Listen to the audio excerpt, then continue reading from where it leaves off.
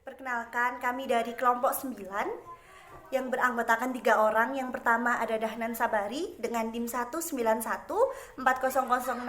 Yang kedua ada Muhammad Ali Masuri dengan NIM 1914087. Dan yang terakhir ada saya, Lela Fauzia, dengan NIM 191401007. Nah, di video ini kami akan membahas tentang nasionalisme. Nah, yang pertama kami akan membahas tentang ancaman. Jadi, apa aja sih ancaman nasionalisme? Nah, itu nanti akan kita bahas di video ini. Yang kedua, kita akan menjelaskan tentang hakikat pengertian nasionalisme. Dan yang terakhir, kita akan membahas tentang bagaimana cara kita agar memiliki jiwa nasionalisme, bagaimana cara penerapannya, dan bagaimana cara kita menanamkan jiwa nasionalisme kepada peserta didik. Baik, untuk yang pertama saya akan menjelaskan tentang salah satu ancaman dari nasionalisme, yaitu radikalisme. Nah, radikalisme ini merupakan suatu ideologi yang mendorong individu atau kelompok untuk melakukan perubahan secara total, baik pada sistem sosial, politik, ekonomi, budaya, hukum, pertahanan, maupun agama. Nah, perubahan ini bersifat revolusioner dengan menjungkir balikan nilai-nilai yang ada secara drastis dengan menggunakan kekerasan. Contoh nyata dari radikalisme ini merupakan terorisme. Para teroris ini menganggap bahwa tindakan yang mereka lakukan ini adalah tindakan yang benar. Mereka seringkali menggunakan agama sebagai alasan atas tindakan mereka. Mereka beranggapan bahwa ini loh agamaku, ini loh syariat yang paling benar, ini loh jihad pada Allah yang paling benar. Lalu mereka pasang bom bunuh diri dan mengakibatkan banyak korban jiwa. Mereka menganggap ini sebagai jihad, padahal dengan membunuh orang itu merupakan sebuah dosa yang besar. Dalam berkepemahaman ini yang harus diluruskan dan harus ditumbuhkan lagi jiwa nasionalisme di dalam diri setiap warga Indonesia sejak dini. Selanjutnya materi akan dilanjutkan oleh rekan saya, Dahnan Sabari. Baiklah, selanjutnya saya akan menjelaskan tentang semangat kebangsaan. Sering kita dengar adalah nasionalisme dan patriotisme. Baik, saya akan menjelaskan tentang yang pertama, nasionalisme. Hakikat sebuah nasionalisme adalah menciptakan dan mempertahankan suatu kedaulatan bangsa. Dalam bahasa Inggris sering disebut dengan nation. Dengan demikian, suatu kelompok atau masyarakat yang mempunyai tujuan bersama untuk mempertahankan nasionalisme tersebut. Apa sih bentuk wujud kita untuk mempertahankan nasionalisme? Yang pertama adalah merasa bangga. Merasa bangga dengan apa? Merasa bangga dengan bangsanya sendiri. Seperti contoh, kita tidak pernah membandingkan antara negara kita dengan negara lain, atau lebih mengunggulkan negara lain dengan negara kita. Jadi kita harus bangga dengan apa yang kita miliki di negara kita sendiri. Dan selanjutnya adalah sebagai bentuk nasionalisme adalah memelihara kehormatan bangsa. Ini juga penting bagi kita untuk memelihara kehormatan bangsa. Seperti contoh, kita selalu menjunjung tinggi atau selalu mementingkan kepentingan bangsa kita dan negara kita, atau selalu memberi apa yang bisa kita berikan untuk bangsa kita, selagi semuanya itu bermanfaat dan untuk memajukan bangsa kita tersendiri. Selanjutnya adalah patriotisme. Sebenarnya keduanya itu saling berhubungan. Bentuk wujud dari patriotisme adalah rela berkorban atau pantang menyerah. Seperti contoh, pada saat sekarang ini semua kampus melakukan perkuliahan lewat daring. Jadi sebagai mahasiswa yang kuliahnya menggunakan daring, itu bisa menjadikan suatu contoh patriotisme, pantang menyerah. Meskipun terkadang terkendala dengan sinyal, terkendala dengan kota dan lain-lain, tapi selalu semangat untuk mengerjakan tugas. Karena mengapa? Karena berkorban pantang menyerah itu seperti contoh yang saya contohkan tadi, juga untuk memajukan atau untuk berkorban untuk bangsa ini. Dengan kita selalu membuat tugas yang baik, dengan selalu kita mengerjakan tugas yang baik, itu akan menjadi sebagai masa depan pemudanya nanti untuk memajukan bangsa ini. Eh, Lain daripada itu, seperti polisi dan TNI dan pahlawan yang telah lalu semua berkorban untuk bangsa ini, agar bangsa ini tidak ketinggalan dengan bangsa yang lain. Demikian. Lain daripada itu, seperti polisi dan TNI dan pahlawan yang telah lalu semua berkorban untuk bangsa ini, agar bangsa ini tidak ketinggalan dengan bangsa yang lain. Demikian. Baik, Assalamualaikum warahmatullahi wabarakatuh. Alhamdulillahirabbil alamin. Saya di sini mahasiswa UIN Maulana Malik Ibrahim Malang dengan NIM 191400087. Oke, ini saya akan menjelaskan 3 poin tentang yang pertama, bagaimana kita agar memiliki jiwa nasionalisme. Yang kedua, bagaimana sih cara kita menerapkan rasa nasionalisme dalam kehidupan sehari-hari. Yang ketiga, bagaimana cara menanamkan jiwa nasionalisme kepada peserta didik.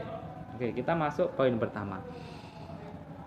Bagaimana cara kita agar memiliki jiwa nasionalisme, yaitu mengikuti pelajaran di sekolahan. Biasanya di sekolahan kita peserta didik terutama diharuskan untuk mengikuti, ini salah satu agar memiliki jiwa nasionalisme ya, diharuskan untuk mengikuti beberapa pelajaran, contohnya PKN, sejarah, bahasa Indonesia dengan baik dan benar. Contoh lain yaitu mengikuti upacara bendera ketika contohnya biasanya itu ketika hari Senin dengan hikmat untuk menghargai bahwasanya Indonesia telah merdeka. Yang ketiga, menumbuhkan sikap disiplin, tanggung jawab dan adil.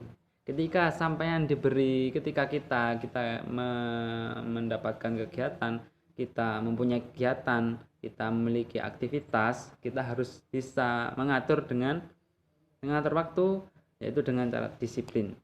Tanggung jawab ketika kita berbuat sesuatu, ada kesalahan, contohnya kita membuang sampah sembarangan, kalau ditegur ya dihukum, ya diterima. Ketika kita berbuat berani tanggung jawab. Itu yang tanggung jawab. Dan adil. Adil. Contoh pemimpin. Pemimpin ini harus adil dari dalam ranah segi apapun. Saya pernah dengar 4. Ini saya ambil cuplikan 1. Pemimpin. Ini kebaikan ketika dilakukan lagi semakin baik. Ini salah satunya adil. Adil bagi setiap seseorang, baik kaum laki-laki, baik orang laki-laki ataupun perempuan, itu baik. Ya kan? Adil itu baik bagi seseorang, akan tetapi lebih baik bagi pemimpin. Adil itu baik. Adil itu baik, namun adilnya pemimpin itu lebih baik. Jadi adil menurut kita adil dalam gini, tapi adilnya seorang pemimpin itu lebih baik. Yang kedua, yang lanjutnya, meningkatkan rasa bangga dengan budaya, bahasa Indonesia maupun bahasa daerah. Gak usah malu.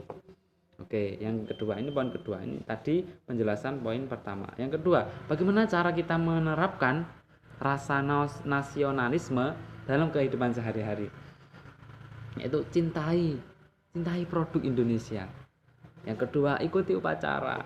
Ya, jangan tidak ikuti, ya maksudnya kita harus berpartisipasi untuk mengikutinya. Yang ketiga, bangga akan bahasa dan budaya lokal. Gak usah malu.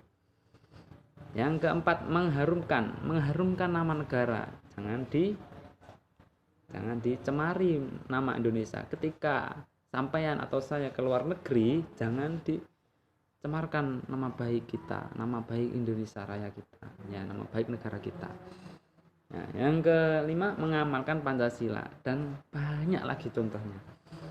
Lanjut, yang ketiga, ini poin ketiga. Bagaimana cara menanamkan jiwa nasionalisme pada peserta didik? Nah, ini salah satunya ialah memperkenalkan aneka ragam mulai Sabang sampai Merauke budaya Indonesia dikenalkan sama peserta didik. Nah, negara Indonesia ini kenapa sih sangat kaya warisan budaya dan adat istiadat dari nenek moyang kita, mulai pucuk Sabang sampai pucuk Merauke. Nah, itu salah satu. Yang di sisi lain kita bisa menggunakan, maksudnya contoh yang lain, gunakanlah produk karya dalam negeri. Jangan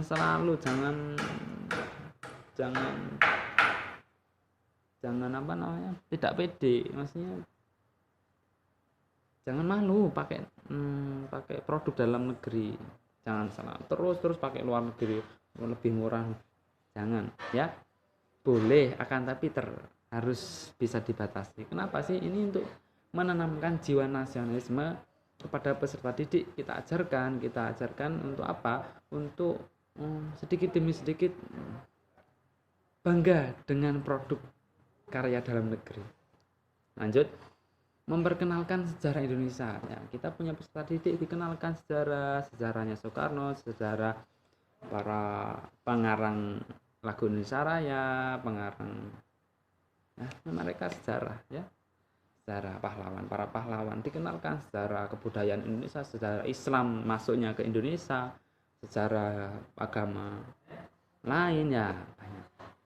Mendidik anak untuk menghadapi perbedaan, untuk menghargai, bukan menghadapi, untuk menghargai perbedaan. Jadi ketika sampean punya tetangga Islam, ketika sampean Islam punya tetangga Kristen, nah ini jangan mudah fanatik. Kita harus di Indonesia ini berbeda-beda, akan tapi tetap satu, tetap sama, ya, Bhinneka Tunggal Ika. Oke. Yang terakhir, memperkenalkan permainan tradisional, engklek, sodor, dan lain-lain. Nah, ini merupakan, ya, salah satu bentuk bagaimana sih cara menanamkan jiwa nasionalisme kepada peserta didik. Cukup sekian dari saya. Apabila ada kurang lebihnya kata dari saya, mohon maaf. Semoga bermanfaat. Assalamualaikum warahmatullahi wabarakatuh.